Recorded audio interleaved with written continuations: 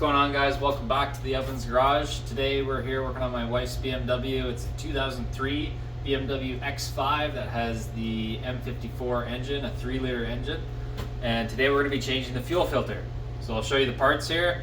It's a little bit of a pain to get at, this fuel filter, but if you have a couple jack stands and jacks, you should be able to do it from home, no problem. All right, like I said, jack up the car, put it on jack stands. All your jack points are just in front of the rear wheels and behind the front wheels. I've already jacked up the car, put it on jack stands. To access the fuel filter, it's on the driver's side. So not this side, it's on the driver's side, just ahead of the rear tire. All right, here's the correct fuel filter for this car. It's a MAN filter, WK513/3. Let's take a look and see what it looks like. Okay, this is what the fuel filter looks like. There's 2 inlets. You got 1 outlet and then a vacuum line. All right, we're just on the driver's side here. So there's a shield, of course, blocking the fuel filter. And what you're gonna need to do in order to take that off is take numerous bolts off. There's some in these holes as well.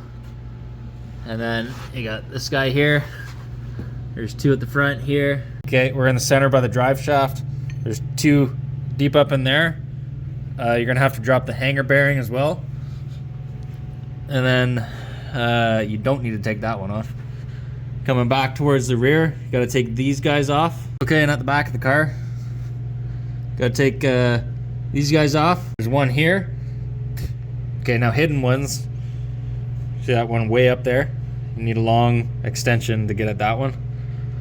And then there's another one way up in that corner. Okay, and when you take this off, if you peel that back, there's also one hidden back up in there. Okay, so now that we have pulled this shield down, you can see the fuel filter here, and it's held on by a couple of 10 millimeter bolts. You've got a blue line going into the center, and a black line going into the offset line, a blue line going offset out, and then a vacuum line in the center out. So I'm just gonna go ahead and loosen up this vacuum line. It's a good idea to replace this vacuum line if you've got some extra vacuum line lying around, because good chance it'll be brittle. There we go. Okay, so a bunch of fuel is gonna come out of there. Just get ready with your paper towel. Okay, there we go.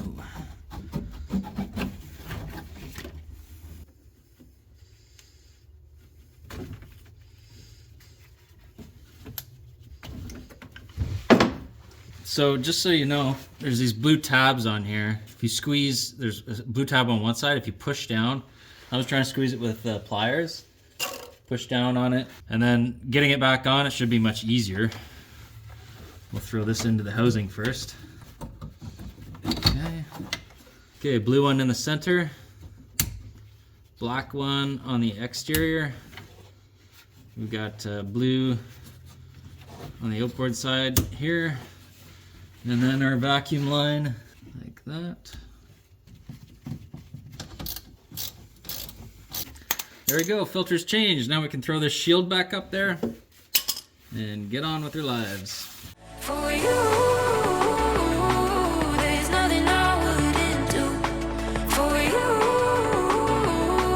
there's nothing I wouldn't do. For you.